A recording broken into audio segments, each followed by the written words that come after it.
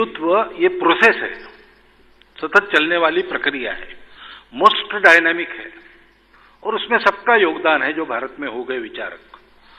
इसलिए हिंदुत्व को हिंदुइज्म नहीं कहना चाहिए, ऐसा मेरा मत है।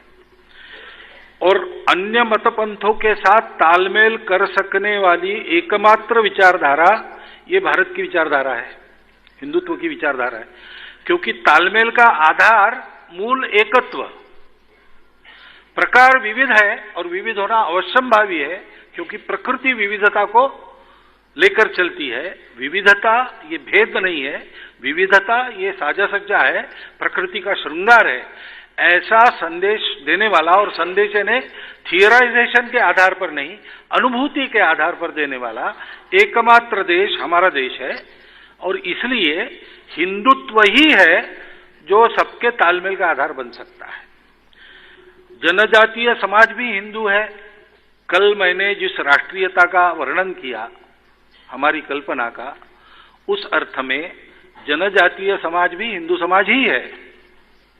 भारत में रहने वाले सब लोग हिंदू ही है, पहचान की दृष्टि से, राष्ट्रीयता की दृष्टि से। ये कुछ लोग जानते हैं, गर्व से कहते हैं, कुछ लोग जानते हैं, नहीं गर्व नहीं अनुभव होता, हाँ है भाई इतना कहते हैं।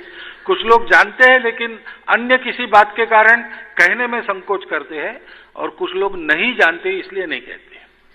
मैं तो कहता हूं कि भारत की ये जो प्राचीन विचारधारा अब तक चली आ रही और अन्यान्य रूपों में सर्वत्र प्रकट हो गई है, उन रूपों में इतनी विविधता है कि कई रूप एक दूसरे के विरोधी भी लगते हैं, लेकिन वो एक समान मूल्यबोध लेकर चलने वाली विचारधारा है। उस मूल्यबोध का प्रारंभ हमारे जनजातियों के बंधुओं के जीवन से और कृषकों के जीवन से प्रारंभ हुआ है। तो इस अर्थ में तो ये हमारे पूर्वज है, ऐसे ही उनको देखना चाहिए और उनके सारे स्थितियों का, समस्याओं का विचार करना चाहिए। ये सब अपने हैं, भारत में कोई पराया नहीं। परायापन हमने निर्माण किया है, हमारी परंपरा ने नहीं। वो तो एकता ही सिखाती है।